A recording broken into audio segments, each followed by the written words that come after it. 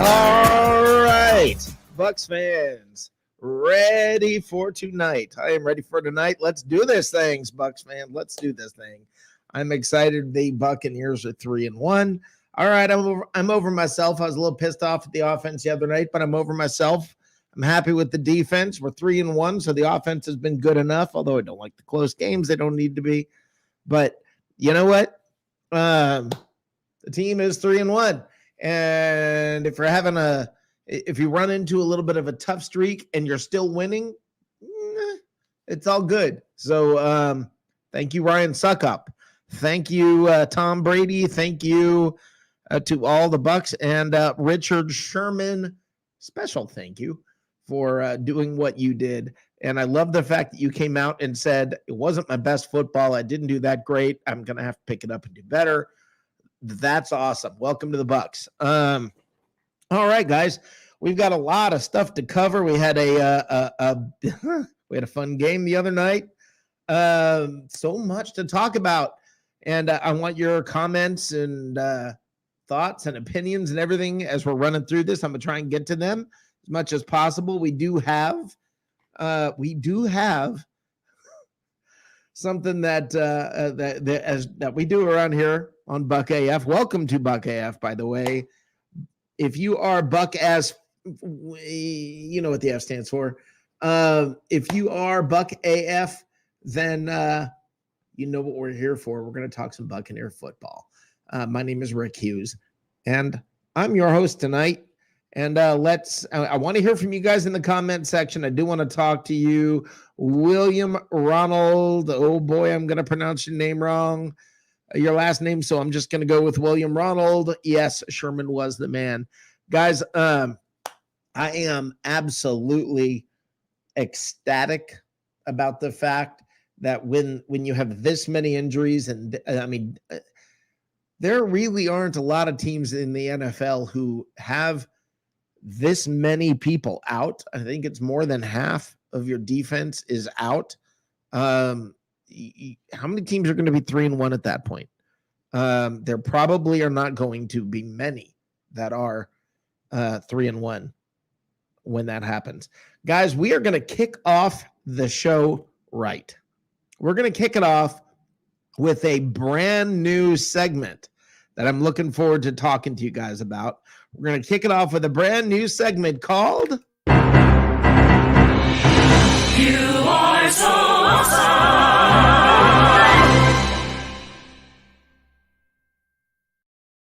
All right, you are so awesome, Richard Sherman, for dressing like my grandfather. Yeah, that's right. You know, when he got old enough to where it looked like his pants had a collar. Yes, thank you, Richard Sherman. Thank you for being a part of the Buccaneers. You are so awesome. And I also want to bring up Blaine Mitchell-Timmerman, who said right now Tampa isn't a top 4 team in the NFC. Then who the heck is? Okay, their defense is pathetic. Really? They allowed 17 points. 17 points. That's all. And half the defense is injured. And they held them to 17 points. Their defense is pathetic, and the entire team has taken a step back. The entire team, by the way, including Ryan Suckup. Blaine Mitchell-Timmerman. There's only one thing to say to you. You are so awesome.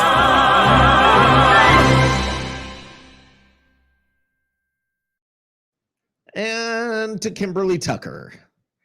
Kimberly says, yo, Belichick, you want to give Tom more than a second of your time? Literally half hugged him and wouldn't look him in the eye. Tom was confused. Kimberly, did you think this was going to be like one of your romance novels where the light's going to lower and they were going to lock in a gaze across the field and look at each other and slowly walk towards each other and meet in a warm embrace? Maybe a little tongue action. What were you expecting? I don't know what you thought was about to happen, Kimberly. I don't know what you expected to happen. But yeah, they met for like 20 minutes after the game in the locker room. So I don't know. You think Tom really was confused? You think Tom Brady wasn't sure what was happening? Honestly, what were you expecting? Did you think this was going to be was there going to be music playing for them? What were you thinking was going to happen, Kimberly? Kimberly? You are so awesome.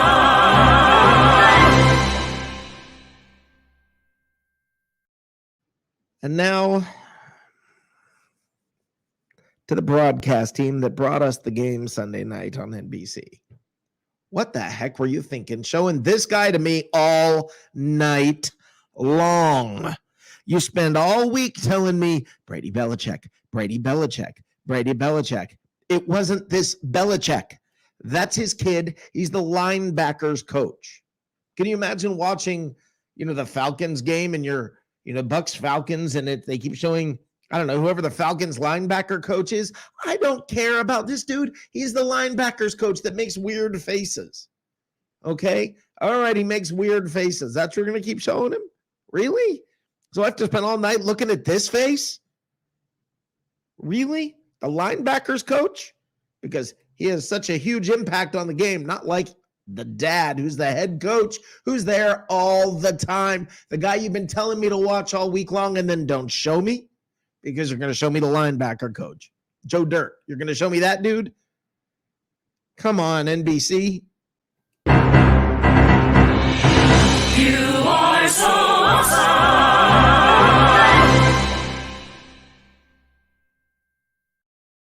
Next up,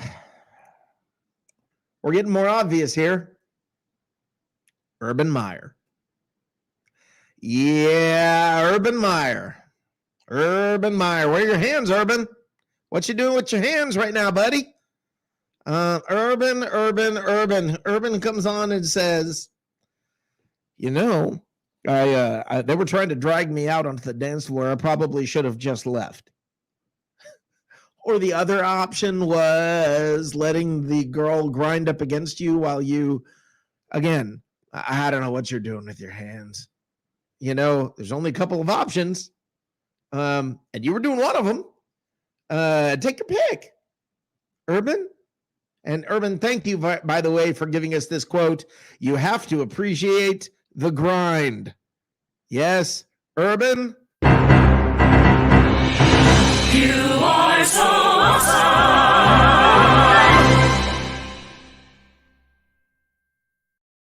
Now, to all of you who think Urban Meyer should be fined because should be fired because he had some girl grinding up against him at the bar. Yes, because head coaches have always been faithful to their wives when they're on the road. Yes, because head coaches are always such good guys and stand-up gentlemen. Because if we fired every coach who did something like this, we wouldn't have any coaches. I'll tell you what, John Gruden, from what I hear, would have been in a whole lot of trouble. There's a lot of coaches, a lot of players. It's like, he's a married man. He should lose his job. I don't care if he was flat out doing whatever to her on the floor. None of my freaking business when it comes to that man losing his job just because he was unfaithful. I don't care. It has nothing to do with his job. That has nothing to do with his job. What's next? Well, he doesn't tell his wife he's pretty enough. He should lose his job. To all of you who want to get rid of Urban Meyer because maybe he was a little bit of a bad boy. He's a little dirty in that bar. All of you. You are so awesome.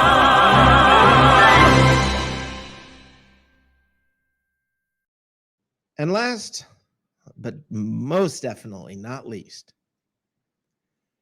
to Los Angeles, California, for spending $5 billion on a stadium with a roof that you can't play in when there's lightning.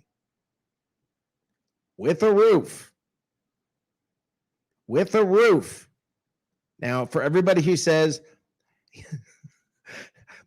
Yes, but there's an open. It's open. It's open air. $5 billion and you couldn't afford windows. $5 billion with a B. The Falcons got Megatron's butthole for $2 billion, and you couldn't. You can't close the windows. Somebody else said, "Well, it's got a clear roof, also." Oh well, then. Look, man, Vegas spent $2+ billion on their what do you call the little roaming vacuum cleaner, Roomba? Okay, their little Roomba of a stadium. They spent $2 billion. They closed the windows. $5 billion. $5 billion. And you can't play because there's lightning in the area and you have a roof. That's just jacked up, guys. That is messed up. When I was growing up, I would be able to, I could go in Rick Grabowski's grandmother's double wide when weather got bad. That didn't cost $5 billion. Okay? Really? Seriously? You're not safer than a double wide? $5 billion. Get some windows. Come on. I mean, seriously, hang a freaking tarp. I don't care. Can't put an antenna up there, a little lightning rod. $5 billion. City of Los Angeles. You are so awesome.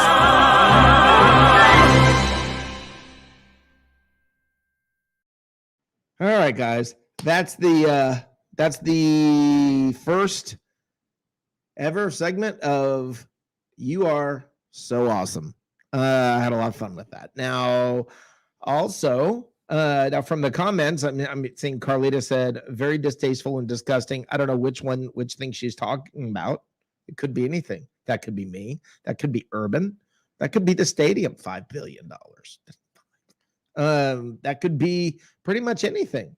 That could be the conversation about Tom and Belichick.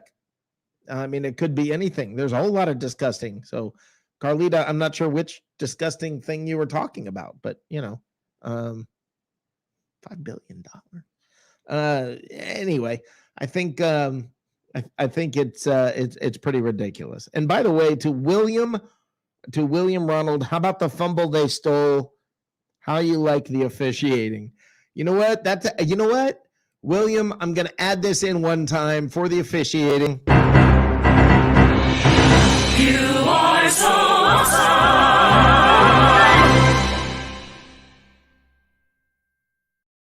Mainly just because I like playing that. But I have to agree. There were several calls in that game that were like, the heck was that? So we've got a jam-packed show tonight. All right. In just a second here, I'm going to bring on my partner in crime from the post-game show, David Whitescarver. He's going to be on here in just a moment. And a little bit after that, we're gonna bring the enemy in. Frenemy. Enemy? I don't know. I don't know what you want to call it, but we've got a Dolphin fan, a major Dolphins fan who's going to be coming on here. And he's got a cool name. His name is Rock. So, I mean, he's got to be all right. So, anyway, he's going to be coming on here at about 9:00. So we will go behind enemy lines and find out a little bit about what's going on with the Dolphins. And then at 9:15, an old face you guys are familiar with is coming by here, is stopping by. Joshua Cole Allen will be stopping by. And we may even, if we're lucky, get a little cup of Ray in here. So we will see a little Ray Kennedy, best of the Bay. Hopefully he will be able to make it in here. We'll find out. Right now, I want to bring in my partner in crime from the post-game show, Mr. David Whitescarver. How you doing, Dave? Whoops, I pulled up the wrong graphic. Sorry. We got a graphic going through my face. Yeah, there you go. I'm a little anxious because I don't want to get awesomized. Well, you might. That's part of the deal. So I'm watching what I'm saying here tonight. I'll probably do it to myself at some point. So don't. Well, that would be great. Which, by the way, might be what Urban Meyer was doing, right at that moment, that might have been, I don't know. It's one of his options. So, I do not know. I love Mike Bianchi of the Orlando Sentinel when he says Urban is the most disingenuous coach he's ever covered in his entire life. He's one of the most disingenuous human beings I've ever heard of, thought of, anything. I think the man has absolutely zero integrity. I mean, zero integrity. There's nothing about him that makes me look at him and go, yeah, that's an all right kind of dude. His big problem is it's that, and he can't coach in the NFL. Surprise. Yeah, shock. Big shock. But then again, the team was bad last year. They had the number 1 overall pick. So, what were we expecting? So let's talk about the win on Sunday, Dave. Thoughts? It was a win. You're banged up in the secondary. Antoine Winfield is probably not playing this week. It's doubtful that he'll get out of concussion protocol. You got to get your wins when you can when you're this banged up in the secondary. Yep. So bring on the Dolphins, get another win. The schedule's favorable until you hit the Saints, and by then maybe that'll be favorable too. Yeah. Let's I agree with everything you just said, and as Christopher Cole says, Christopher, thank you for being here. A win is a win. And Christopher says, wow. But it's taken me a long time to get used to. I love Christopher. I absolutely love Christopher. Christopher gives the most honest commentary. Wow, she was hot. Urban's girl. Yeah. Well, it's kind of just being honest. Anyway, wow. I'm sorry, Dave. I got distracted. I understand. I'm starting to get comfortable and used to this whole concept that when a kicker that has a Bucs helmet on trots out at the end of the game and kicks a field goal, it's going to happen. I'm actually a believer now. Through 4 decades of the opposite, and who can forget Neil O'Donoghue's infamous side Martin Grammatica. They didn't have Martin Grammatica. Well, you also had a number 2 pick who was a kicker. Yeah. Roberto Aguayo. There was even a guy that came briefly after him that he was a rookie that kicked like a 58-yarder or something in preseason and a 56-yarder and then couldn't hit anything else. He came in for like 2 or 3 games and was gone. He peaked early. Yeah. Yeah. And what's his name that went to Atlanta for years that we should have kept, but they didn't want to pay him. But we'll draft a kicker with the 2nd round pick. We'll do that. That's right. Because we don't want to pay him, but we'll don't pay the good kicker. We're going to draft an even better one. Give him a rookie contract. That'll work. That's right. So I don't know. I mean, look, here's the deal. I agree with you, Dave. That kick when he trotted on the field, I still have a little bit of that. Oh no. And it was a long kick and the weather was as bad as the weather was. So yeah, there was a part of me that was like, oh boy. And I'll be honest with you, there's a part of me that thought, oh boy, the post-game show is going to be interesting because people are going to be freaking out and blaming Suck Up. But no, that dude, he came through, didn't he? Yes, he did. Yeah. That's 2 games now. 2 games. Thank you, Suck Up. Yeah, no doubt. It shouldn't be coming down to this, but it is. Thank you, Suck Up. That's 2. Which is better than 5 billion. But yeah, I don't know. Sometimes you look at people, you look at the way things play out, and you think, last year there were 0 games that came down to kicks, and we were all so happy about. We were all thrilled with our kicking last year, but it never came down in crunch time to a kick, not even once. It did today. I mean, it did this week. It did last week or a couple weeks ago. I mean, this is twice. He's come through in the clutch. So I don't know. I mean, I guess there's a part of me that looks at it and says, I don't care what you have to pay This is two games we would have not had in the past. You know, I mean, this is two games that with previous kickers we would have lost. And right now, do the math on that. They're 3-1. The Bucs would have been 1-3. That's kind of a big deal. That's kind of a big deal. Absolutely. I mean, that kicker, that small thing of a kicker that you never use, he never comes on the field, whatever. Difference between 3-1 and 1-3 this year, guys. Well, and they got the running game going, even though it was against a porous run defense. Yeah, they got the running game. You got to be able to make first downs, and you got to have a kicker that can bail you out if needed. Can we? You got a target on your back this year. You're the Super Bowl champs. Absolutely. Can we please settle the debate once and for all? Can we stop saying, is it Fournette or is it Ronald Jones?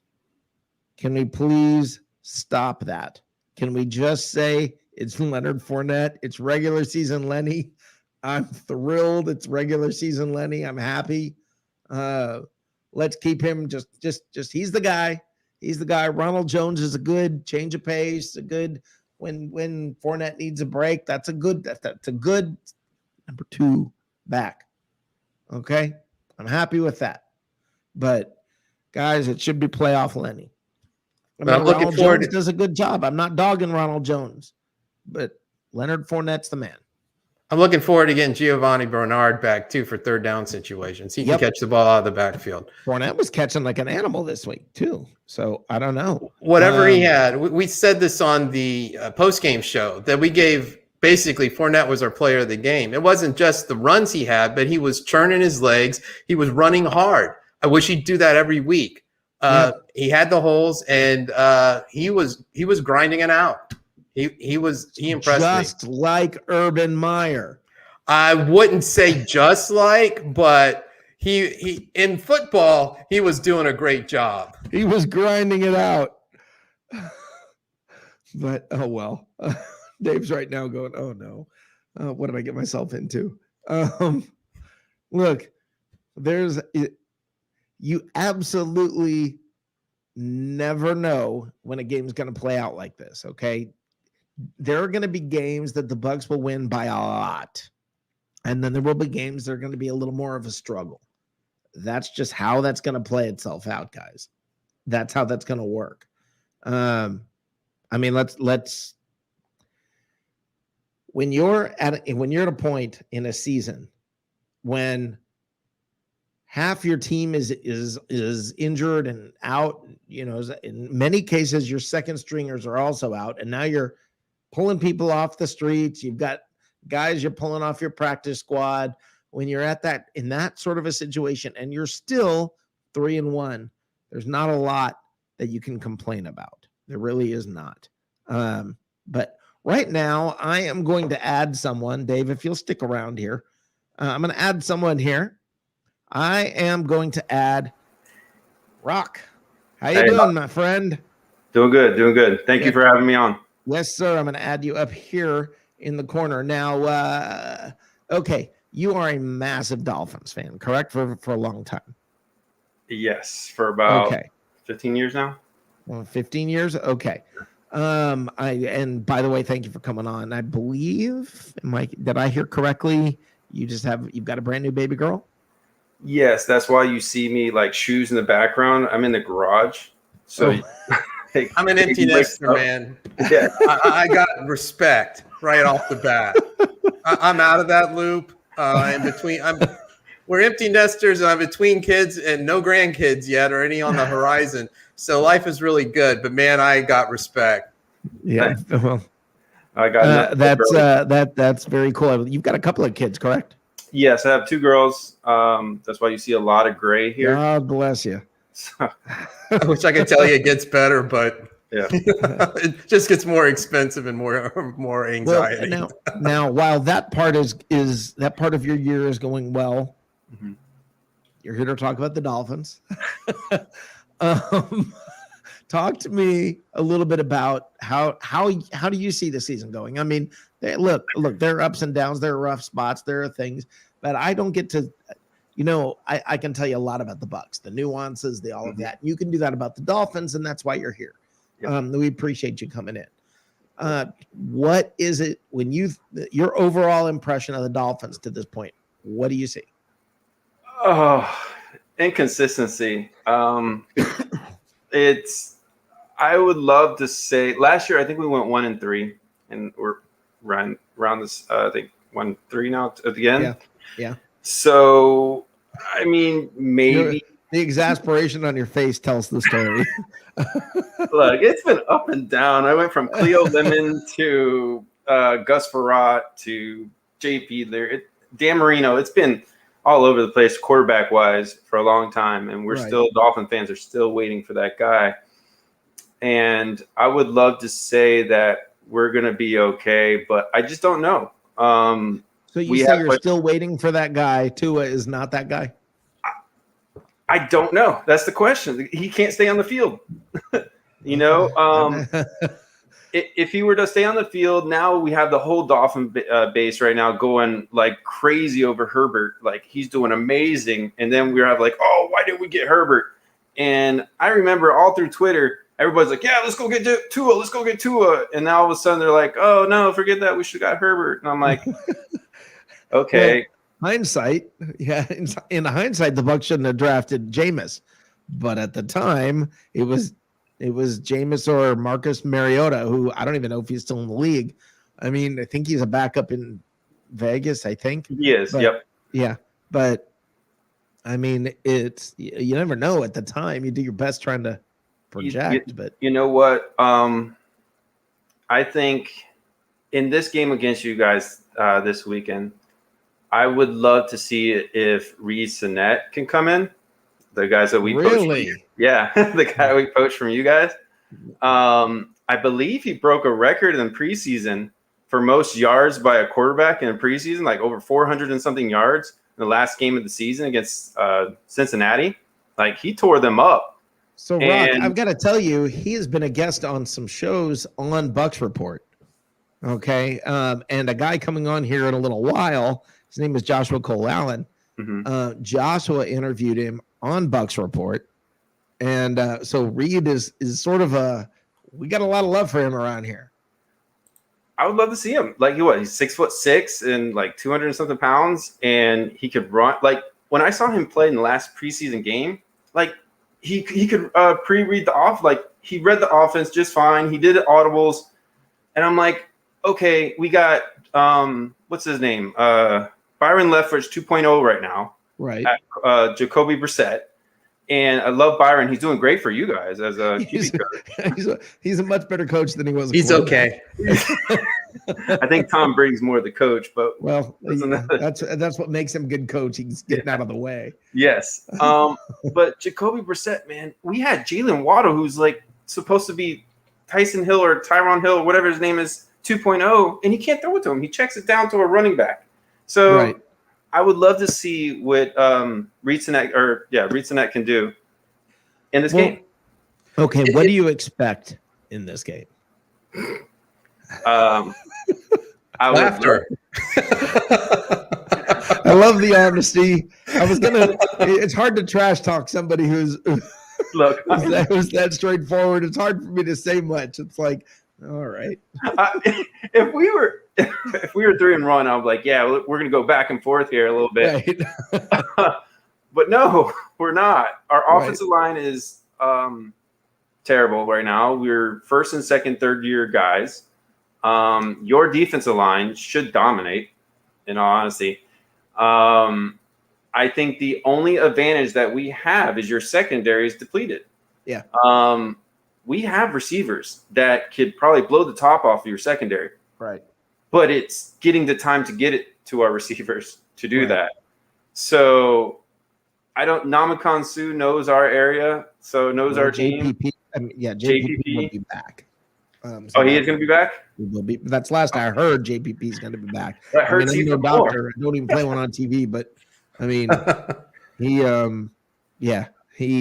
supposedly will be back. We'll see. I have one question. Is there any truth at all to Deshaun Watson coming to Miami at some point via a trade this year? I think so. I think there is some truth to it. I want to say Ross wants Deshaun Watson, our owner. Mhm. I don't know if either one of you guys watched the game. What's his name? Tannenbaum or not Tannenbaum? Who's the general manager of the NFL right now? I'm having a brain No. fart. You're talking the commissioner? Yeah, Roger Commissioner Roger Goodell was. The Raj. Yeah, he was there in the game, and I'm thinking those two were probably talking to one another and kind of saying right. what was going to happen. Like, okay, if we do make this trade, is Deshaun Watson possibly is he going to get a suspension or? Right. So, and if so, how bad is that suspension going to be? Yeah, Blah, blah, I blah. think Yeah. so. Look, I would love to say the Dolphins have time to wait for Tua, but Right. in this microwave society, Right. and the fact that Herbert's doing what he's doing, I don't think we have the time to wait on him. Right. Well, now let me ask you this, and something I ask every we have people fans of the other team of the opposition. We have them come on every week, and I always ask this question because this is something I find fascinating. It's hard to get a beat or a read on your own team and to know how other people perceive you and other teams, other fans perceive your team. Are the Bucs, and I want an honest answer, are the Bucs a hateable team? Are they, how there's some teams that you just don't like? Are the Bucs that kind of team? Look, I do have bias because I live in the Tampa Bay area. I grew up watching the Bucs every day. My whole family are Tampa Bay fans. So I have a bias towards my family because they always talk crap to me growing up because they're all Tampa Bay fans. But I can't hate on them. It's hard to watch the Bucs just because it just still feels like you guys still have that early 2000s offense where it's just not exciting to me to watch. I agree that the offense should be better. There's no reason the offense isn't better. I think honestly, you guys should be using Mike Evans a little bit more. I don't know why, or even Godwin doesn't seem like he's. I don't know why. I don't know what the heck. I don't know. Maybe it was the weather. I don't know what happened Sunday night, but maybe I've only watched a couple of games. But does Tom Brady just have a man crush on Antonio Brown? Like, is that why? No, he's been good. He's Antonio's got an extra step compared to last year. Okay. Yeah. No, he's back he's in football shape. So is Gronk, for that matter. Gronk was not in Florida football shape when he got here last year. Right. And it took a while. He's in shape now. Up until the rib thing. Yeah. Up until or was he in party Florida shape? No, he was in party Florida shape. He was not in Florida shape. This isn't the Jaguars. That's funny that Dave and I have, and it's so ironic what you just said about, well, it's hard to be a Bucs fan or to think okay about the Bucs because I have to deal with all the crap from Bucs fans. Well, Dave and I grew up a long time ago, way back when the Bucs were brand new. Yep. And everybody was a Dolphins fan other than Dave and me. I got a cousin who lives in Palm Beach in his man cave. He has a Bob Greasy game jersey that he won from a Jet fan. I've got a long lineage of Dolphin fans in my family. Yeah. So I was just kind of the little crazy cousin who roots for the Bucs. And we were at Shenandoah Elementary in Orlando. Dave and I were the lone Bucs fans running around in our orange shirts while everybody else was wearing the Dolphins gear. So we all feel the same way then. We're all that one fan and everybody else was there, Just a different side of the coin. Yeah. Same coin, different side. Yeah, absolutely. How do you think? I don't know if Ray Kennedy is commenting. If Ray wants to hop in here, that would be awesome. If Ray wants to hop in anytime, that would be great, but it's up to him. How do you think Richard Sherman's going to do? Like, coming off Richard Sherman was... He was the man. He was the play. We chose a player of the game after the game, and it was Leonard Fournette, just because of how he ran the ball on Sunday night. But if it was not Leonard Fournette, I probably would have gone with Richard Sherman. I mean, that fumble he recovered was tough. It was right. It was going out of bounds. He had to be focused. Yeah. But I mean, it was insane. It went from, literally he was, I don't know, we had a club like pulling an Urban Meyer 2 days earlier. And now all of a sudden he's out there on the football field with responsibility and everybody throwing the ball at him. I mean, he everything changed on a dime. He was the leading tackler. Thank you, Tim Witherspoon. He was, I mean, he recovered a fumble. He had 7 solo tackles. Now, it's easy to be the leading tackler when they throw the ball at the guy you're covering constantly. So okay, but that's not. But they only gave up 17 points. Mhm. So, I mean, the first 2 New England completions right out of the box were right at Sherman. Right. They were going right after him. That's what Belichick does. now, And, go ahead, Dave. Sorry. no, I was just saying that's what they did, but he hung in there. Yeah. He did have, I think he had a penalty against him at one point. Yeah. But So I got a question. And this is something, again, there's a tie into the Bucs here. Last year, the Dolphins seemed playoff bound. Ryan Fitzpatrick was doing a great job. And they were hell-bent on getting Tua in there. I don't understand what happened. I don't get it. You got an opportunity to sit Tua for a year. You're going to sell the tickets, the jerseys, the everything that you want if your team makes the playoffs. Mhm. Why did they pull Ryan Fitzpatrick? Is there something I'm missing? Because I'm on the outside. And you keep on putting salt in my wounds here. Oh, don't you? no, that's it's a a gift he genuine has. question. That's a genuine question. No, Because from go when on. you're on the outside and you're looking, Mhm. you're not sure. You get all the nuance that I don't get. So Yeah. I personally, I was ready to see Tua, but I was very content with him sitting the rest of the year.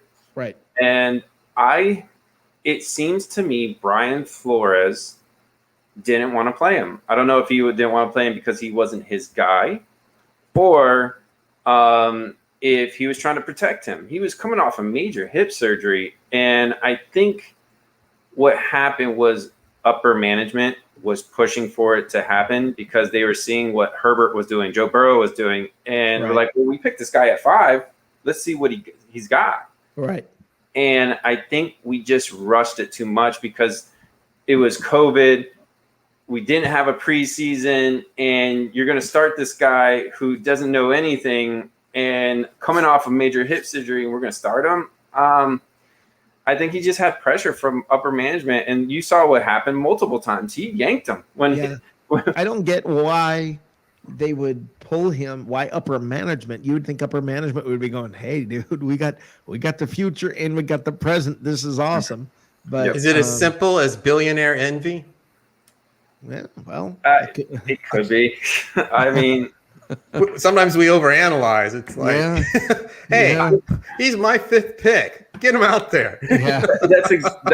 it's exactly that. He's the 5th pick. Let's see. Yeah. Look what he did in Alabama. I mean, that's probably what they thought they were getting at that Tua. Was the guy that threw for over 400 yards almost every other game and just lighting it up. And we just haven't seen it. And he just got injured again with the ribs. And I'm like, and honestly, our whole fan base was pooping on on Tua anyways. I don't know if you guys even follow Dolphins Twitter. You shouldn't, because it's terrible. Like, I don't even like seeing some of this stuff. But they're just so angry because of what happened in our second year. We went 10-5 our second year of this rebuild, and all of a sudden we're supposed to be. I wish we didn't. I really wish we didn't. I guess that's the thing that confuses me. Is I thought the Dolphins were on a certain trajectory, and I don't understand what happened this year. So you're saying it's basically the offensive line. That's kind of. I think it's a little bit of. We also have like 3 offense coordinators almost. Gotze. We have Gotze. I forget the other guy's name. And then we have a former quarterback. We have 2 guys that give out the plays, and then the QB coach gives the play to Tua. So we have 3 voices. So it's almost like telephone. When you tell somebody one thing, it goes to the next person, and then it gets watered down, and you don't know what's going on. That's weird. It's weird to have 2 offensive coordinators. Brian Flores hasn't done well with an offensive coordinator yet. So who's better than Adam Gase? yeah. Well, again, he just knows how to just stick it in and twist it good. Listen, I had a question for you, Rock, real quick. Yeah.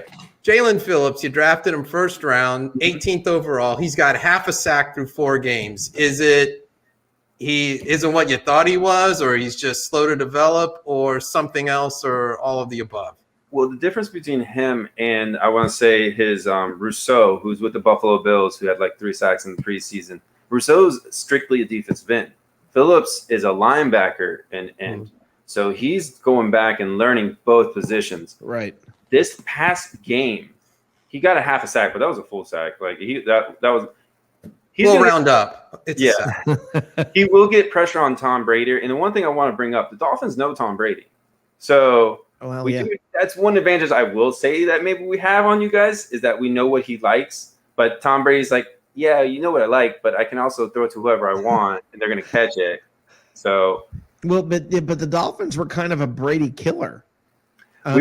Yes. Brady struggled against the Dolphins. So, now what do the Bucs need to watch out for? What's the positive? You've come in here all humble. It's like, oh shucks, you're gonna kill us. Yeah, what do the Bucs need to watch out for? I'm so afraid of this game. I wish we were playing Jacksonville next.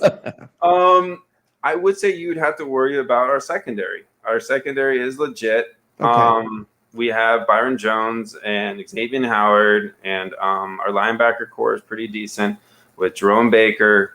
Javon Holland probably might get Defensive Rookie of the Year the way he's playing. So our secondary is something you're going to have to worry about. Eric Rowe is a tight end killer. He will shut your tight end down. It won't be Gronk. No. I mean, he did well. He's got a punctured lung. I don't know how you missed that. Yeah. Yeah. He's definitely out. He's got 4 broken ribs and a punctured lung. I don't think he's playing. And he went back out there and played well. I props to him. I don't know what else to say. What's going on with OJ Howard with you guys? Like, I don't. No, you got it. Okay, now I see you're what you did back there. now. Yeah. I see you did it right back to me. I see what you did there. Yeah. Well, he's supposed to be. Who? I'm not sure who that guy is. Yeah. Oh, wait, I remember he made a him. block last game. Oh, that's good. Ready? Wait, you ready? Ready? He's that other Alabama guy that isn't quite living up to the billing. Yeah. Yeah. OJ Howard. I got nothing. Honestly, I don't even know why you guys drafted him. You had Cameron Brate, I think the year before it was doing awesome. Yeah. And then you guys drafted OJ Howard. I'm like, well, they said he was going to be spectacular. And he has been spectacularly missing. If he's not injured, he's out on the field. Now, what I hear is he's been doing a great job blocking, that he is a very good blocking tight end. He's a spectacular and that's great blocker. When you have Tom Brady as your quarterback, it's nice to have a guy who can block like that. So if that's the case, if he's as good at blocking as I'm hearing, great. That's awesome. Not everybody has to be the big flashy tight end that can catch a pass. If that's what he struggles with, it's all good. I mean, I guess that's good for you guys. We have like the opposite effect. Like Gesicki can't block, and for some reason Flores decides to bench him. And I'm like, why are you benching Gesicki when he's like he's getting your quarterback killed? Yeah, but my thing is, if he's one of our best receivers, put him on the field. Bring somebody else to block. We need him more to catch the ball, and I don't know. Rock, I want to thank you for being here. Thank you so much. Hang in there, man. Just be strong, Rock. Live up to your name. Go after you. Hang in there, my friend. You got a cool name. Thank you. The team. You have 2 beautiful daughters. Life's good. Thank you. Right. I appreciate that. You got it. You guys take care. Have a good one. Dave, I'm going to put you also in the lobby. I got another guest in. Rock, thank you for coming. Thank you. Have a good night. Thanks, Rock. See you. All right, Dave, I'm going to put you back in the lobby. And I am going to bring on our next guest, which is somebody you guys will be very familiar with. If I can get it to come on. Hey! There he is. My man, Rick Hughes. Joshua Cole Allen. Rick, how you doing, brother? I'm doing great, just reeling after that win from the Bucs. For me, that was a toss-up, flip a coin. I'm going to be happy either way. Great storylines, great coverage. Yeah. from New England. Either way, it was a stressful, emotional week, but Bucs pulled it out. Nick Folk with a doink. You already know how that is. And Ryan stuck up without one. That covers our last two kickers right there. There you Right. go. Nick Folk with the Exactly. doink and our kicker making it. That's why Nick Folk is no longer our kicker. Right, exactly. How's everything going over here? Looks like you got a new show, everything. BucAF, Yeah. What? Yeah, BucAF. You know, for those of us that are Buck as you know. That's Buck is fun. Buck has what? Buck is fun. Buck is fun, right? Yeah, it's fun. something like that. I thought you said it. I was going, dude. But yeah. I get two, remember? Or No. So tell me, dude, recap this last game with me. All right. Let's look at this last game. Yeah. I mean, the defense, I don't know why people are ripping the Bucs defense. So many Bucs fans are ripping the defense that bad. To me, the defense held up just fine. Thank you. Yeah, I mean, -1 rushing yards. The defense, the rush defense did its job like it should. Broke the record. The record before was coincidentally against the Miami Dolphins, 2 rushing yards. So the rush defense looked good. The pressure was getting home. You had 4 sacks, 2 by Joe Tryon, Shoyinka, JTS, and then Big Will Golston, unheralded guy who's been working on his pass rush. Yeah, he had a game, didn't he? Second sack of the season. Shaq Barrett with his second sack of the season. Yep. What can you do? Antoine Winfield Jr., obviously playmaking, interception, forced fumble. Jordan Whitehead really made his presence felt good. Yeah. And you're down to your D. Delaney, Richard Sherman on 3 days of practice. Yeah. Ross Cockrell, who's your 4th cornerback, slot guy and nickel and dime packages. Like, what more do you want from them? We knew that they were going to let up some air yards. That's what they've done all season. But as a whole, they did pretty well on defense. I mean, this is a pass defense that's 32nd in the league. That wasn't going to change. People can't run the ball on this team, so obviously they're going to throw the ball. So as a defensive effort, there are some penalties. Some penalties were questionable. The refs have been absolutely garbage. They have been horrible. Now, not just for the Bucs this year. Across the league. What's going on? I don't know. We've had a long discussion about this in the offseason about whether they should, go full time and how would they go full time? What would that look like? Would that really make that much of a difference?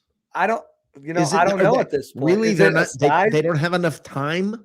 Is it Skynet? They don't know the game well enough. It's funny because my wife works with someone who is actually a replay official in the NFL. Okay. And he works a normal 9-to-5 job with my wife during the week. Right. Or he works 4 10-hour days to bang him out. Friday he's traveling or he's refereeing a college game. Saturday he's refereeing a college game. Sunday he's doing an NFL game. So you kind of look at that and you got these guys. Some we've heard stories. Some of them are retirees who are bagging groceries and ref. But I don't know. I mean, we brought up a good point the other day that there's only now 17 games, really. So how do you get the practice? College rules and NFL rules are a little bit different. How do you get that practice in? Do you do a VR type deal where you got these guys strapped up to VR sets on a field? And, how do you get the practice? Because something definitely needs to change. Whether that's Sky Judge or someone in the box or whatever that they're talking about, I don't know. Yeah. But these penalties are atrocious. Yeah. Let me ask you something. When you look at this week coming up, your expectations for the Dolphins game? I think they have a better defense than what they've played. I mean, you look at the rankings, it doesn't really show that except for the pass defense, which is 17th in the league. You've got 2 stud cornerbacks and Howard and Jones over there. So, I think they haven't been playing up to the level which they could be. Obviously on offense, that's been a different story. 31st in the league total offense. They're 28th in rush offense, 30th in pass offense. Part of that's because they don't have Tua and they're relying on Jacoby Brissett. But a Flores coach team is still going to give you a little bit of what this Patriots team just gave you, right? Because Brian Flores went up against, Brady in practice, and I'm sure, he's got a very good relationship with Belichick soon, and I know he's going to study his butt off of that tape. And and I think the Bucs should win this very easily, but I wouldn't be surprised if, early in the game a little bit of wrinkles, gave them a little, problems that the Bucs will definitely overcome. But I'm not sleeping on this game because you are coming off such a big emotional game Sunday night, Right. not necessarily a short week, Well, but a 2 in a short row. week. Yeah, 2 in a row. Yeah. And you're going up against a defense that I think has been playing down to their competition, just hasn't been solid enough as a Right. unit. But Now, I don't know if you heard our last guest. I don't know if you had a chance to listen at all. a little bit, yeah. Did you hear the conversation about who he would like to play quarterback? Was it our boy Reed Sinnett? Yes, sir. And I brought you up in that interview, and he said Reed Sinnett looks fantastic, and then he wants to see Reed get out there on the field. And I was like, wow. And ironically, guess who's coming on my show next? So That's awesome. Yeah, that's your boy. I'm so happy for Reed. I mean, he went wire to wire in that last preseason game, put up over 300 yards. He's getting better. I just talked to him last night where, Miami has a little bit less strict, protocols when it comes to traveling. So depending on what time they get up here, we're going to go get some dinner or whatever, hang out and kind of meet in person for the first time because we couldn't last year because of COVID. But yeah, he's been doing a great job. I know he's been working hard. He's a number 2 quarterback there this year. He finished the season as a number 2 quarterback, and I would love to see the kid get a shot. I think in the 1 year he did play in college, he showed that he can perform on a big stage, caught his own touchdown. So so I think that I would love to see him get out there and be able to throw the rock. Now, of course, it's probably that every every Bucs Report person's probably gonna feel like a little torn. I mean, everybody with Bucs Report would be behind that dude. Everybody would be like, all right. Come on, man. How can you not? He's a great guy. He started his career here with the Bucs too. So I mean, yeah, that's what I mean. And the fact that he was very good to Bucs Report, he was very good to you, and that would be awesome. I have still my first NFL interview ever, so I've always got a big spot in my heart for that guy. Yeah, that's cool. That is cool. All right. So now let me ask you this. And you're with Pewter Report now. Yes, sir. You're like the circles you're running in are a little bit different, all of that. Now, but let me ask you, is your impression of the Bucs that they're a hateable team or that they're a likable team league wide? I think if you have Tom Brady, you're a hateable team automatically. Success breeds haters no matter what you do. People are going to be hating on you. As hated as it used to be. I mean, he's still, I'm sure, the most hated, but he seems like he's less hated than he used to be. Like everybody likes the guy that you see on the commercials and likes the guy you're seeing on social media now. Yeah, but I agree to that to an extent, but it's still a guy who, he in a craziest situation you could imagine. Right. COVID, no offseason, no preseason, strict guidelines, can't do anything, doesn't know the playbook, torn MCL. This MFer. Not AFer. This MFer goes out and wins their Super Bowl in his home stadium in less than a year. Like that pisses people off. Yeah. People hate that. And Tom Brady just keeps winning. He just became, he's breaking records.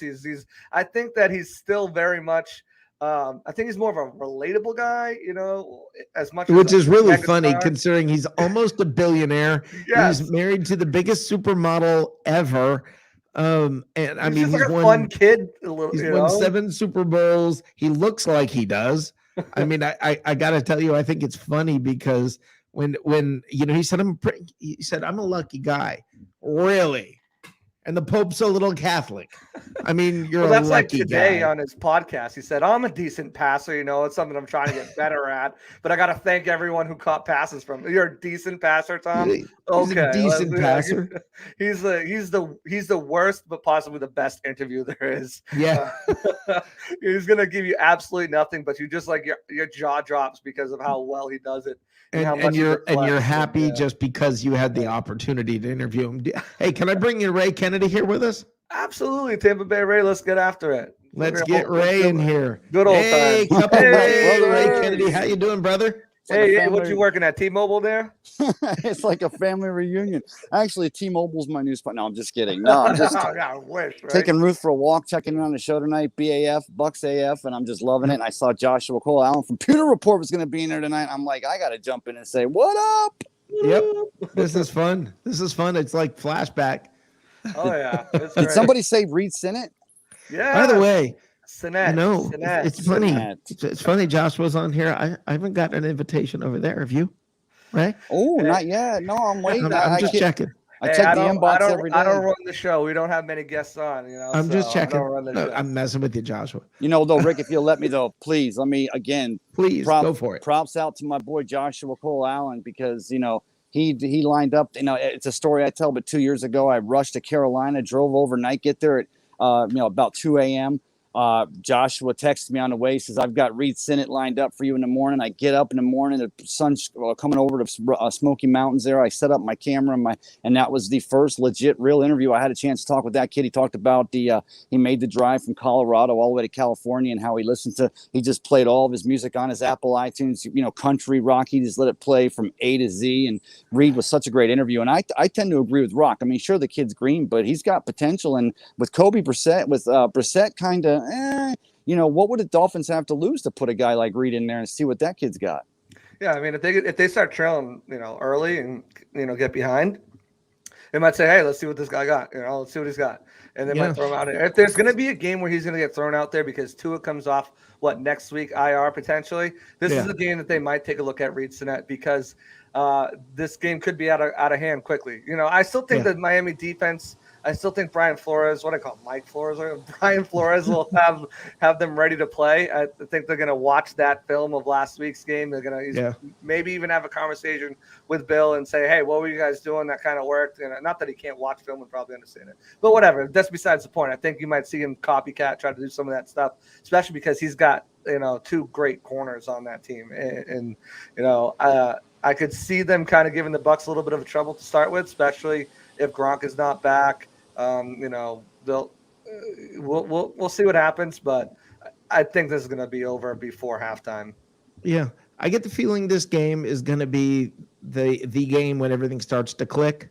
I think now we're through the Rams. We're through the game from last week. We're through all of that, and now it's almost like, all right, fine. Nobody's looking now. Let's go play football. I mean, hey, one of the points nobody's making is, and maybe you guys did touch on this, Rick, but it's the fact that we always talk about you get an early October game here in Florida, and it's a 1:00 game, and we're always like, well, the Bucs have that advantage because of the heat and humidity, but the Dolphins come from 3 hours south of us and over on the East Coast, so they've got the humidity down too. You may still see cramping because it's going to be a warm day out there on the field at Raymond James Stadium, but they're not going to have that to blame.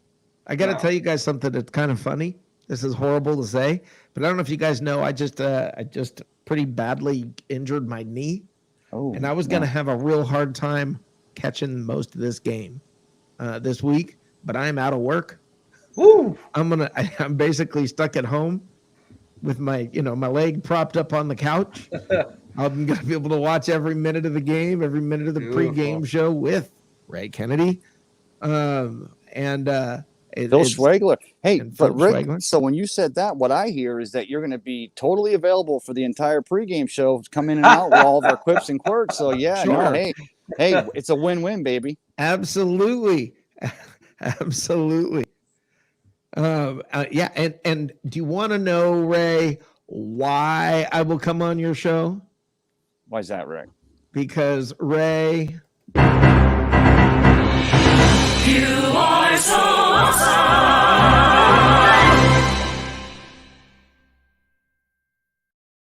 I just wanted to play that one more time. I love it. It's you guys got to go back and watch that segment. I saw some of it. I saw a couple of them in the first, second, and third one. Yeah, it's a good time. So sorry, Rick, but Joshua nailing it down, man. I've been loving what you do. You've been hustling. You've been putting nose to the grindstone, and you're still continuing to keep that beautiful family at home. How is everybody? And what does Joshua Cole Allen and Peter Report have in store for us coming up? The family's good. They're all alive still, so they've got that going for them for now. You terrible too. So I got a Oh. teenager and a 15-year-old kid. It feels like, oh man. But no, everyone's good. Just grinding away. You know, both of my jobs over at Pewter Report. Articles coming up. I've got a cool series that I'm going to go get into here soon. I can't wait to bring that. Kind of like my signature series going to be over there. So I'm excited about that. Give fans a different look, not just at the X's and O's and not just the game day aspect, but, you know, kind of from the eyes of different people who are very involved with it in the organization. So excited to bring that. But other than that, yeah, I mean, I hosted the pregame show the other day. So it's like I've done obviously pregame shows here at Bucs Report with Yes, y'all, you but it have. was like I was in the driver's seat, so I had a little bit of Very free nice. show jitters, but it was great. Got over them fast, went smooth, didn't struggle at all. So it was fun to do. I'll do a couple more of those this year, but yeah, other than that, just me, I'm just trying to grind and make a name for myself, and wherever I'm at, I'm trying to put the best foot forward and bring the best content I can. Whether when I was here at Bucs Report, whether it's at Pewter Report, whether it's local news, ESPN, NFL Network, wherever this journey takes me, or they just it stalls me out and I just do my own podcast one day. I don't know. Whatever it is, you guys know I'm gonna give it my all and bring you the best content I can. Yeah. Well, I will tell you this, Joshua, and before I let you go here, I want to say this: gonna miss you next year during the draft, brother. No, I got my beast still up behind me over here. Remember this thing, Rick? I come with a binder, just color coded and numbered with The beast. with my notes, with his notes. It was, Yep. Yeah, that was a lot of fun. I definitely was a lot of fun. You guys will be fine though. You got a good crop over there. Good bunch of up and coming writers for you guys. I read your stuff. I'm still in tune. This is always going to be my first home. I just went off to college. That's all. It's a Well, you are community. family, brother. Hey, do you You are guys? family. Thanks a lot for coming by tonight, Joshua. Oh, you're kicking me out? That's it? Yeah, I'm kicking you out.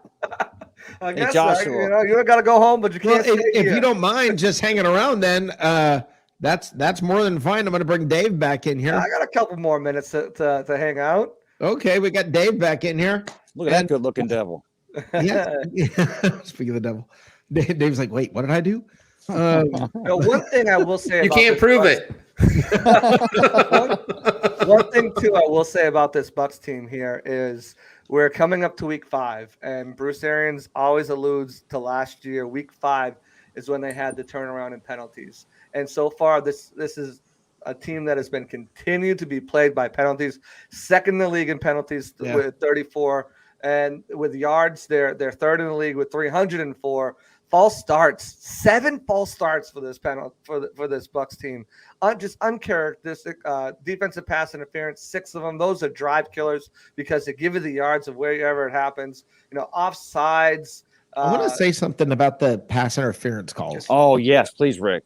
Okay, so I don't know what's going on if they've decided to put a different emphasis on that, but it seems like there've been some really shaky pass interference calls. Now, look, all of you know that I'm not the guy to complain about officiating, and I can't help it this year.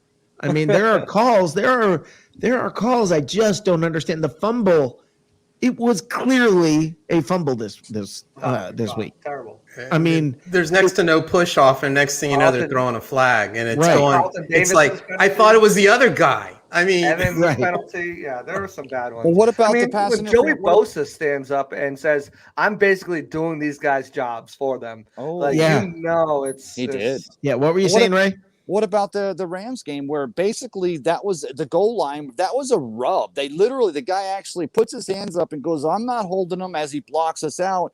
But literally the next series, 2 plays later, we have tripping of the legs and we get the PI. Now, I get it. Now they still would have had it 2nd and goal from the 1, and it's not like we're talking about a game changer or a field position changer, but just the lack of consistency with the calls, and it's not just against those Bucs or for the Bucs. It's just across the league. Either call them across. Yeah, Go ahead. And to what you're saying, who was it this week? Which one of the Bucs was it? I can't remember who it was on the line. There's no way around it. I mean, he tripped. He stuck his leg out. yeah, Oh, yeah. And it was pretty obvious. Yeah, I mean, Was that Winfield? Was it Winfield that came No. in? No. Okay. It was, I can't remember who it was now, but they very clearly stuck their leg out, flipped the running back. He flipped really hard, at least. He came down. Yeah, he ate but it. it was just like I don't get it. No I don't call. get it, and Yeah. that's a call that went the Bucs' way, and I'm saying that was a Right. bad call.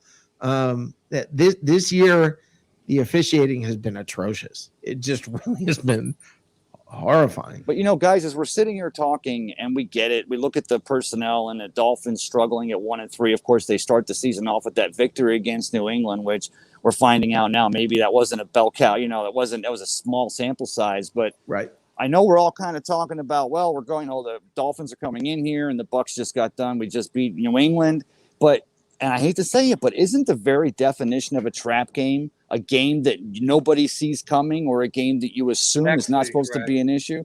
Next week's a trap game. Next week. That's at Philadelphia. Philadelphia. You're going up against the Rams, the Patriots, 2 hard-fought games. Like I said, I think that the Miami game is going to be won easily, but I think they're going to give some trouble early on. I think that defense still plays tough. I think the cornerbacks still give our the Bucs receivers a little bit of problems, but then you're playing on a short week and traveling up to Philly, and it's a Thursday night game, which the Bucs are so great at, and, against a young quarterback, and Jalen Hurts is very mobile. And, there's just some guys on that defense that I've had this Philly game circled for a long time since the schedule came out, and it's made me nervous. I just have an eerie feeling. Dave brought up something that I think was interesting about the scores over the Bucs' little 10-game win streak that they had. Dave, talk about that, because I think this is pretty interesting. Well, I went back and looked, and I'm like, they had a 10-game winning streak. It included a Super Bowl victory, but aside from beating the Saints by 10 on the road, and they had their number, they were ready for them. The only blowout they had was Detroit, and 3 of those 10 victories was Atlanta, and one of them you're down 17-0 at the half and come back and win. So it's not like they've been dominating. They've been this juggernaut. I mean, we're focused on the Super Bowl, and we should enjoy it thoroughly, but that's pretty much the only blowout you had, and that was a team that was decimated in the offensive line. So when you step back and look at it, I never understood why people are going, they're going to only lose 2 games. They could run the table. I'm like, I'm not sure that this team is built for that. Yeah, they're not dominating. What? And now this is great. This is a great question, because Ray, I've not talked to you about this. Joshua, I have not spoken to you about this. Why is this offense not destroying people? I don't get it. I mean, you're trying to run it. You're trying to establish the run. You're not playing. Well, that was only this week now. Well, I mean, they've been trying to still first down runs and trying to get the run game going. And, obviously they were able to get it going this week, especially after Henry Anderson went out, the defensive tackle for the Patriots. But, just not utilizing what they're best at. I mean, they're trying so hard to get 12 personnel going out there when you just throw AB out there. I mean, AB only played 40 snaps for this offense. Like, what are we doing here? Is that because he was injured? No, it's because they're trying to use 12 personnel. You got, Bruce was talking about it today that, they're trying to establish the run, and that the tight ends did a heck of a job blocking Cameron Brate and OJ Howard, and that he had designed plays for OJ Howard. They just didn't come to fruition, or that they tried to get him the ball a few times. It just didn't. Like, no. Get AB out on the field and do what you do best. 3 wide, let Tom sling the rock and do it, and when Gio gets back, utilize that. But does this pay off later? What they did this week, does it pay off later? Well, you know what I see, Rick? Obviously, you want to run the ball. Sorry, Ray. Obviously, you want to run the ball, get the ball running. You have to have balance. You can't. Every game can't be, like the Saints game last year when you're only running it 5 times. Obviously, I think they'll win more. But you can't throw it 40 times, and Brady can't sustain 50 passing attempts. Maybe he can. I don't know. He's a robot. I don't know if he can, but it's not likely. Don't ever say Brady can't. Period. Right, anything. sorry. Don't follow it up with anything. Sorry, Ray. What were you going to say? Well, no, but to work it back to Dave's point, and I completely get it. But Detroit being the only blowout, you see AB. Of course, AB's always been, he gets the big catch across the middle because he's going into dangerous territory, but he, puts the ball out and drops it as if, and then we see Mike Evans. Most of the time we see Chris Godwin's a good example. He'll hand the ball to the official. He'll act like he's been there. And I'm not saying this team doesn't act like they've been there, but even though they, they win those games, go on a 10-game winning streak, win the Lombardi Trophy in Super Bowl 55, they're not yet still, and I think it has to do with the play calling and not using that running game. They're still kind of, it almost, you kind of have a feeling that Tom's going to get it done. They're going to get a first down. They're going to find the open receiver, but they don't have that, like we've been here before, attitude where you pick up the first down, go right back to the huddle, go back to it, that process. And I think that's something hopefully we're going to see him continue to learn to grow into now against the Dolphins. And Ray, watching those cars behind you, you're not like sitting out in the middle of a parking lot where you're about to get hit or anything, are you? Yeah, no, I'm actually out in front of Maple Street Biscuit Company on a beautiful sidewalk, got a nice table. But no, Ray is the ultimate, like, So why are you talking to us?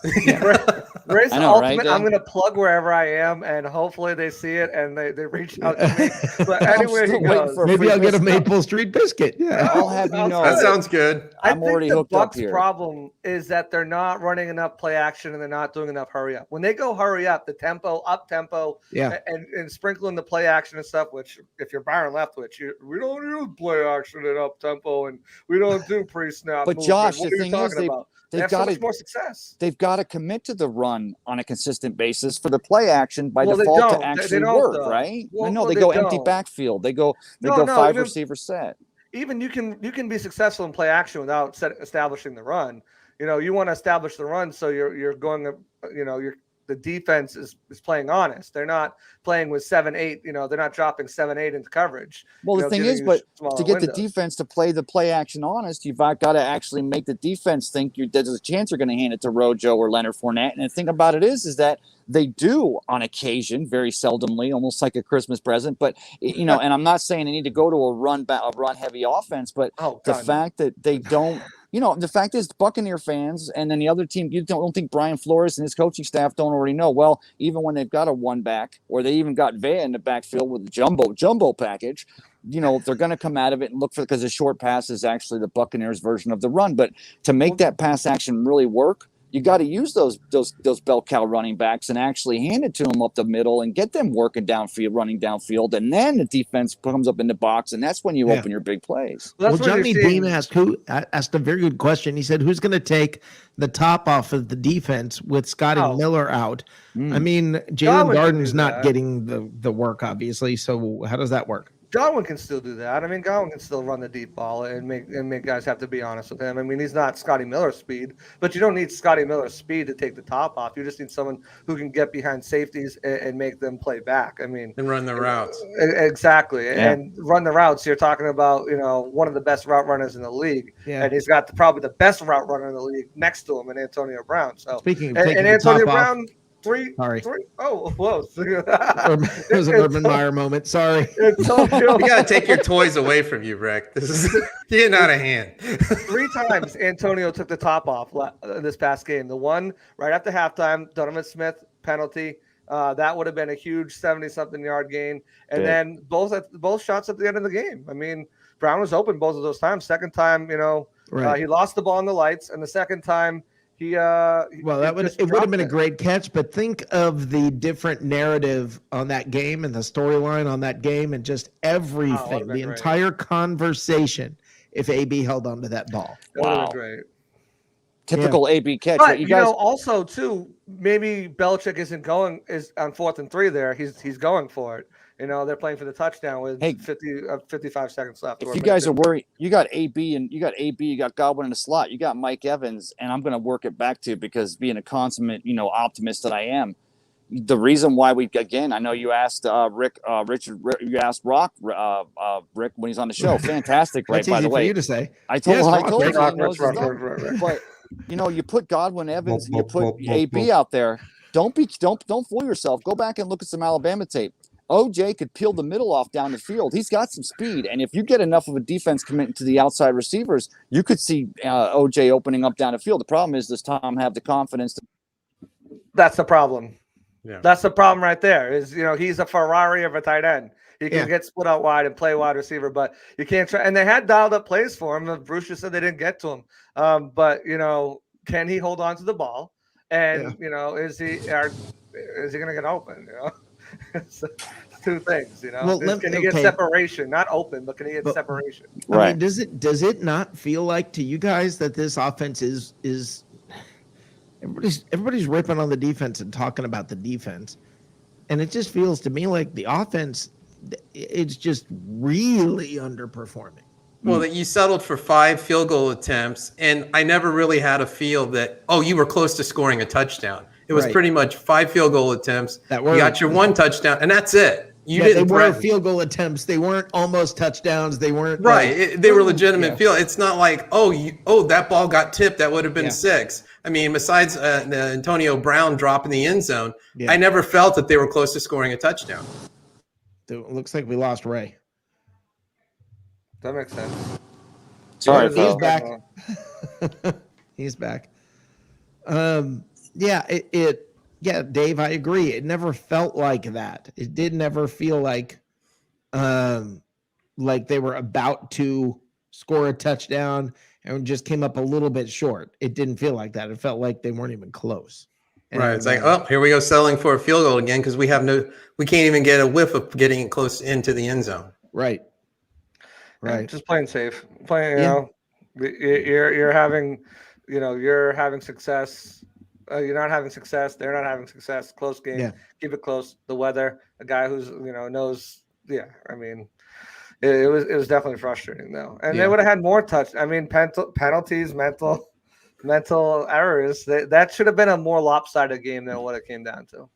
But if Leonard Fournette doesn't show up and run as hard as he did, which I wasn't surprised that he ran well. I was surprised as how hard he ran. If he doesn't run that hard, it's a different game, and you're in trouble. I love Johnny Dean's comment. Yeah, but when OJ goes deep, he leaves shards of glass all over the field. No. Leave him alone. He doesn't know anything. That's just brutal. Oh, man. All right. Well, before I get out of here, Rick, I just want to say to you and everyone who's watching, guys, Jalen Smith of the Cowboys just become a free agent. Let's sign him. Sign him. Why not? Why not? Well, we just need Bruce Arians to go. We're definitely not bringing him in. We're set at cornerback, and then we know he's coming. Right. Rick, I can only imagine. We need because AP. I wasn't able to tune in as much before the season and during the season as much as I like, but I can only imagine Rick screaming at the top of his lungs about not signing Richard Sherman. No. I was all for it. Oh, I was really? all for it. Okay. Yeah, I was all for it. Even before the injury started happening. He's not a D. Delaney fan. Let's put it that way. Oh, that's Bruce's boy. Don't let Bruce hear you talk about that. D. Delaney is God's gift to earth. Yeah, right. That's why he was on the practice squad. But let me say this,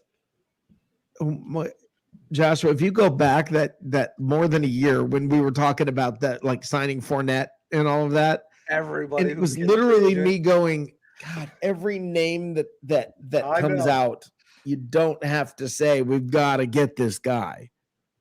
But I kept saying that, and then they kept signing him. So it got to a point where it was like desensitized you. Yeah, now I'm like, just go get him. Yeah, okay. Why I want to know why we don't have Larry Fitzgerald and is he available? Yeah, Larry Fitzgerald is available and Adrian Peterson are available. Hey. I want to know what's wrong with our coaching staff. With Jason Light, hey buddy, wake up. Somewhere George Allen is smiling. He loves it. I'm just like, I don't get it. I don't get it. Alan Johnson goes down. Larry Fitzgerald suiting up next week. Yeah. I mean, why not? Trade bring him on. Anyway. I don't know if they'd trade anybody. I mean, no one's going to give you $3 million to take on OJ's salary. So you're not trading OJ.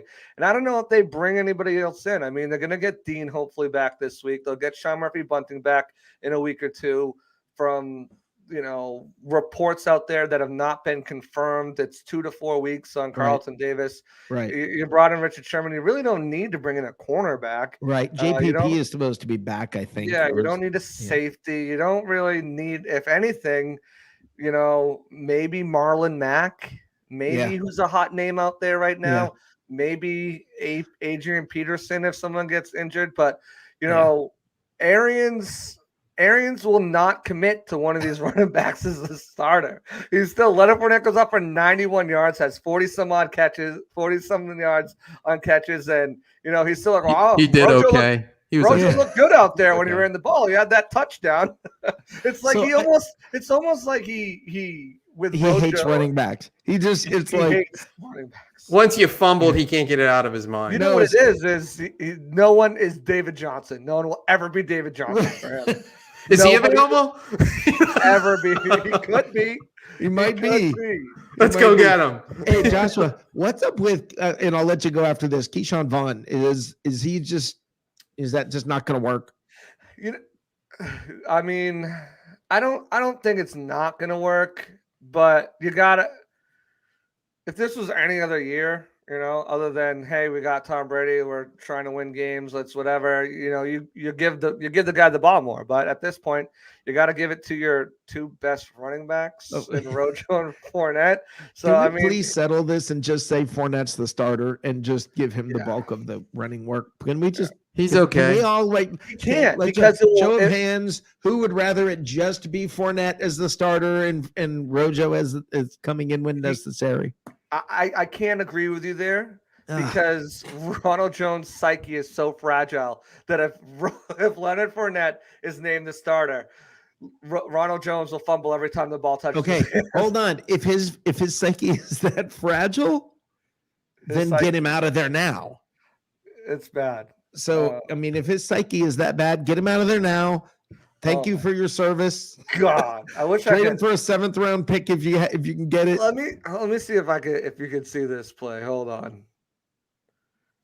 I'm gonna try to hold it up. Nope. Well, maybe. Oop, got it. I see the arrow. There it goes. Let's see. Oh, did you see Rojo there? Yeah. Did you see Rojo just go to the? He's a blocker, and he goes to the other hole that nobody is rushing through. He was trying to fake him out. What are you just doing? He moved straight out of the way, like nope. Yeah. He literally. Oh, he was trying to confuse them by not blocking them. Man. How do you catch over 500 balls in the offseason, run uphill, train with all sorts of people, and work on your path, and still be that bad at it? I don't understand it. I don't. Yeah. Well, that's why. Can we just throw your body at the guy? Let him take you out. What are you doing? Yeah, just say Fournette. It's yours. It's yours. Let me tell you something. Better. With his bat, like right now, I have a hurt knee, which is either an ACL, MCL, or meniscus. Don't know which one it is yet. I will tell you this: if you'll pay me that much money, you can do my other leg. So just block, dude, block. Give me Gio back. Just give me Gio back, and don't rush him back. Don't rush him back because you're going to need him for when later. Football starts and after Thanksgiving, and that's when running backs start kicking in anyway. Is that the you saw once. BA, and love you, BA, but he got his head out of his what and was like, oh, we can use Chew in the passing game. 9 catches, 51 yards, looked great. The offense was, obviously they didn't win, but it was starting to move, oh, well, that's kind of why you got him, isn't it? So anyway, the pass Joshua, brother, thank you for coming by. Joshua Cole Allen from Pewter Report. It's been great seeing you again, my friend. Absolutely. It's been great to see you, Joshua. Whenever, David, yeah. I mean, look at that. See, this was the best part. David was calling in your show, and David came all the way from Orlando to the draft party, ended up winning the raffle to get the signed Levante David jersey, which why isn't that not hanging up behind you? It's probably displayed in a different part of the house. Okay. But, boom, you work hard, you bring good points, you bring good takes. Keith starts to get into Keith, and he'll get you on the show. Bada bing, bada boom. That's how we're all here. So this is what you get for speaking up. This is literally a show of people who called into the Bucs Report and had their own shows at one point or another, or still have them. Well, there is the Miscreants show on Saturday nights, which is check that out. They were the Miscreants from from live from the cheap seats at one point, and they, and as things People have helping evolved people, with it's a me, powerful thing. Dreams now come they true. get their own show. So, all right, brother. Thank you for coming by, Joshua. Absolutely. I'm going to plug myself real quick. Please Follow me do on it. Twitter at JCA, JC Allen NFL. All the Bucs content you guys want there. There So you go, definitely right down there. check Now you that can out. see his name. But, hopefully most of you already know me, and have been following me for months and years. If you haven't, get on it now. And, other than that, I mean, I don't want to deter you from Bucs Report because they do amazing work. But look out, like I said, I'm going to have a great series coming out soon. It's going to give you a behind-the-scenes look at what goes on in other parts of the organization, during the week and leading up to the game. Yeah, that's going to be awesome. I'm looking forward to. Yeah, me too. That I sounds will great. check that out. All right. Thanks, Great Joshua. perspective. See you later, guys. Later. Have a good See one. ya. All right, that was great having Joshua back. It really was great having Joshua back. It felt like old times, old friends back together. That was a lot of fun. It did feel like coming home from college and looking up the guys from high school. Yeah. So Dave, thank you for coming by tonight, and I seriously appreciate it. And Sunday, it's gonna be Sunday afternoon. Finally, not Sunday night. Yay! Sunday afternoon with the daylight out. you, It'll be beautiful. Yeah, after the Dolphins game. All right. Oh, did I lose you, Dave? No, I'm here. Oh, there you go. All right. Well, you take care. Sounds good. Thanks, Rex. See you Sunday. Have a good one. All right, guys. Appreciate you guys coming. It's been a great night, a lot of fun. We debuted a new segment, which was a blast. It's a hoot. I'm looking forward to doing that again every week. And I really, guys, love y'all for being here. Thank you so much, all of you in the comment section. Johnny Dean bringing it for sure. Absolutely. Top Keck.